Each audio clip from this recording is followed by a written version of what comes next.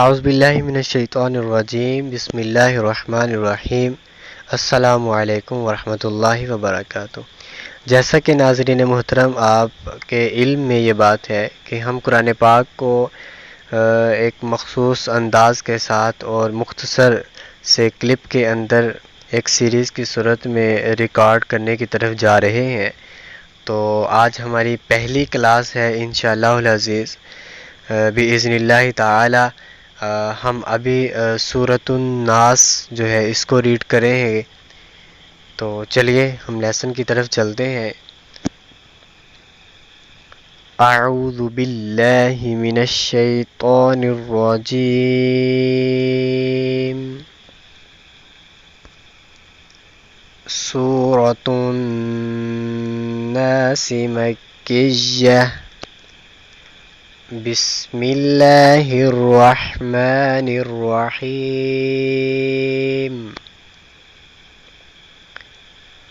قل اعوذ برب الناس۔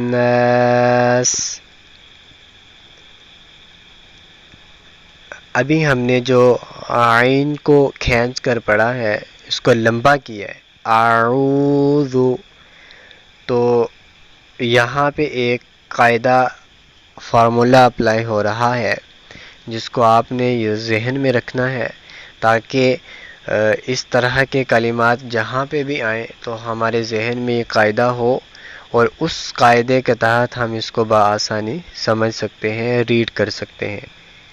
قاعدہ کیا ہے؟ قاعدہ ادھر یہ ہے کہ واو ساکن سے پہلے، یعنی واو کے اوپر آپ کو چھوٹی سی دال کی شکل نظر آ رہی ہے، یہ والی، تو واو ساکن سے پہلے پیش ہو تو واو مدہ ہوگا، یعنی یہ دیکھ سکتے ہیں آپ کہ عین کے اوپر پیش ہے اور واو ساکن ہے۔ ساکن میں نے بتایا کہ چھوٹی سی دال کی شکل جس کو جزم بھی کہتے ہیں، یہ جس حرف پہ آ جائے اس حرف کو ساکن کر دیتی ہے، تو واو ساکن سے پہلے پیش ہو تو واو مدہ ہوگا، یعنی واو کو کھینچ کر پڑھیں گے۔ اعوذ، قل اعوذ برب الناس، ملک الناس، الہ الناس، من شر الوسواس الخناس،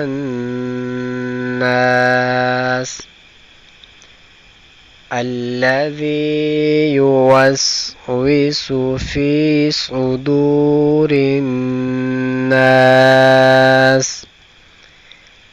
من الجنة والناس۔